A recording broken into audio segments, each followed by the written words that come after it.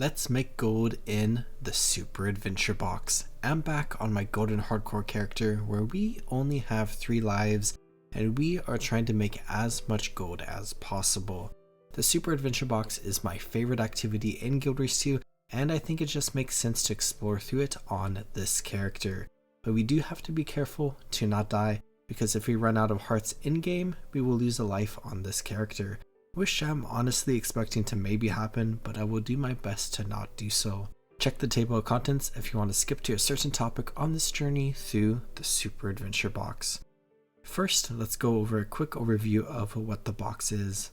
Super Adventure Box is basically a game inside of a game with a whole unique world featuring a unique progression system, multiple levels, and a bunch of rewards. This festival features a ton of cosmetics that you can unlock, but something that some players struggle with is that you can actually make a decent amount of gold. Your first time through the box will probably be spent learning the levels, how to progress through them, and getting more and more unlocks to make your adventures through the levels easier. But after you get started, it can become very easy to just complete a bunch of levels and get a ton of gold. If you want a more in-depth overview of the Super Adventure Box on more of the fundamentals, I'm planning on having a walkthrough video up in a week that I'll post down in the comments and description once that is up. But let's skip over any specific walkthroughs of the levels and get started with the ideas of making gold. There are 2 bigger general methods of how you can get gold. The first is drops and the second is purchasing stuff through vendors. First, let's take a quick look at drops. When you complete any zone in the game, you have a chance to get a super weapon box and a Kaiser Snake weapon box. These have a low drop chance, but if you consistently run Super Adventure Box, you can definitely get these drops. The Super Weapon Box has skins that range from 7 to 13 gold, and the Kaiser Snake Weapon Box, which is rarer, has skins that range from 95 to 170 gold, meaning that if you just play through levels, you could randomly get a drop worth over 100 gold that can be a massive influx to your gold stores. On top of this, there's a bonus optional thing you can do in each level to deal with a glitch located in a different spot within the first 6 levels, to get a bonus chest once you complete each zone. If you are looking for gold, this can be a very nice thing to go for, but it is something that does take additional time, so it is up to you. Each zone has different weapons connected to them, so you will always get the same group of weapons in each zone. And each glitch has a varying level of difficulty, so some of the weapons are worth significantly more than others, since more players will go for the easier glitch compared to the harder one. For example, the glitched adventure sword from Road 1 Zone 1 is worth about 50 silver to 1 gold because it is so easy to get, but the glitched adventure greatsword is worth around 7 gold to 10 gold because it is more difficult to get and less people go for it. For your consideration, the easier one might be worth it to go for since it is easy to get and 50 silver is 50 silver, but the harder one might be worth it to go for since it is worth a lot more gold for just a bit more effort. It's all up to you. I don't think I am the best judge of difficulty because I spent so much time in the Super Adventure Box and I find everything pretty easily. But here is a little infographic I whipped up that you can pause to analyze for longer, comparing each of the current zones in Super Adventure Box difficulty wise as far as a first playthrough goes, how normal subsequent run-throughs go, and how difficult the glitch is to get. Moving on to the second bigger general method of making gold in Super Adventure Box, let's look at merchants. Now there are some different things we could look at with random little things we can buy, but the main thing we will be looking at is the Super Adventure Box Weekly Trader. With a bunch of Bauble Bubbles that you can get through playing Super Adventure Box, you can get a ton of rewards each week that resets on Monday that you can in turn sell on the trading post. First are Amalgamated Draconic Lodestones. These sell for upwards of 23 gold each, and you can get a total of 3 of them. You can get 3 Mystic Coins worth about 2 gold each, and 3 Amalgamated Gemstones worth 1 gold each. There are then 3 different special weapon chests that you can buy to get special weapon skins from previous years. Older ones are worth less, and we can expect this to be added onto in future years. Additionally, each one costs 8 gold, so you have to subtract that from the total amount you can get from selling these on the trading post. Traders Generation 1 skins are worth around 14 gold or 6 gold after the cost. Traders Golem Buster skins are worth around 26 gold or 18 gold after cost. And Super Rainbow Cloud weapons cost around 35 gold or 27 gold after cost. So let's add this up. If we were to buy everything we can from this vendor and sell it on the trading post, we would get a grand total of upwards of 129 gold per week. With there being 4 weeks of the festival, since you can sneak in another week with this resetting on Monday, before the festival ends on a Tuesday, you can get upwards of 516 gold throughout the Super Adventure Festival. If you take that and add on any random drops you get from completing the zones, this number can go much higher or just a little higher depending on how lucky you are, but at a bare minimum, getting 500 gold is definitely not too bad. But of course, to get Bauble Bubbles, you have to play the game.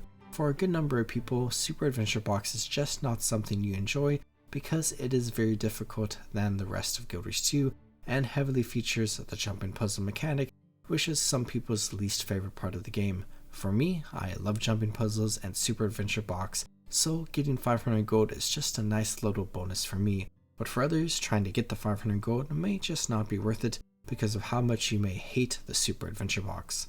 Looking back at the vendor price, to get all the items we talked about, you will need 123 Bauble Bubbles. You can get Bauble Bubbles by converting 250 baubles into them, and you will get a ton of baubles just from completing levels. But some people will also farm baubles by spamming Road 1 Zone 1 Tribulation over and over, which can net you a lot, but just beating each level every day will grant you 2 baubles each, plus a continue coin that you can turn into more baubles, plus the baubles you get from progressing through levels, plus baubles and Bauble Bubbles you get from random achievements, plus their daily every day that will grant you more baubles and continue coins, plus a Crimson Assassin token that you can convert into a Bauble Bubble if you don't care about skins. Completing 8 dailies will grant you 8 bonus Bauble Bubbles if you don't care about skins. Completing the weekly will grant you a bonus influx of baubles, and there are probably some other things that I didn't mention as well.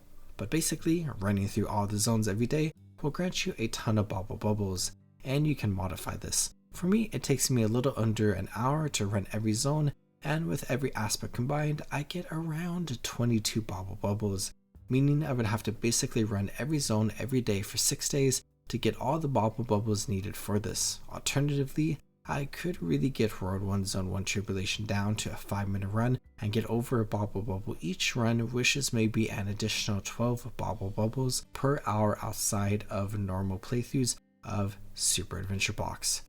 Most people don't have an hour a day to play through the Super Adventure Box. If you do, that's great, but if you don't, you may want to make some decisions on which items you will want to buy from the weekly trader. Sure, you will be getting less gold than is technically possible, but you will still be making gold comparative to your total time spent. If you are only getting certain things, the amalgamated draconic lodestones are definitely the most worthwhile thing to buy, followed with the more expensive weapon skins, followed by everything else. If you were only going for the amalgamated draconic lodestones, that is over 60 gold per week for only about 2 1-hour run-throughs of the Super Adventure Box per week, leading to a total of 240 gold earned throughout the entire festival before you take into account whatever random drops you get. Looking at the Super Adventure Box more from the perspective of playing a hardcore character, and looking at that infographic from earlier again, some levels are definitely going to be more worthwhile to do than others. Across the board, Road 1 is very easy, while Road 2 and the Road 3 test zones are more difficult. I'm definitely a little scared as I progress through here, and I'm not doing everything to the fullest potential possible to clear everything as quickly as possible. And if you're someone who struggles with Super Adventure Box, you might be in a slightly similar boat and will find just doing Road 1 every day an easier option. And doing that will definitely net you some gold, but of course it is at a slower rate compared to doing every zone every day. Looping back around to being new to the game, it can be a little slow to start, not only from the fact that you have content you have to learn, but because of the fact that you need to spend some baubles to deck out your character. Fortunately, once you get an upgrade, you have that upgrade on your character forever. But an important note is that you only have that upgrade on that character, and you'll have to get it again if you want to play on a different character. Some people get frustrated by this, but most people, including myself, like it because it allows you to go through the progression of Super Adventure Box again, instead of having to get a completely new account. On my golden hardcore character, I do have to spend some time carefully getting upgrades to progress through the Super Adventure Box, and to also make my life a little bit easier. Since I am only focused on getting gold, I don't care too much about most achievements, some unlocks, or any of the cosmetic rewards, so the total amount of effort I have to necessarily put in is lower compared to my main account where I do everything. I was definitely a little stressed progressing through the Super Adventure box on this character because if I ran out of hearts, I lost a life. Going through World 1, I had zero issues surviving and completed it pretty easily. Going into World 2, it started off great, but as I progressed through World 2 Zone 2, I wanted to get the chain sticks to make my life easier, and on my way to them, this happened.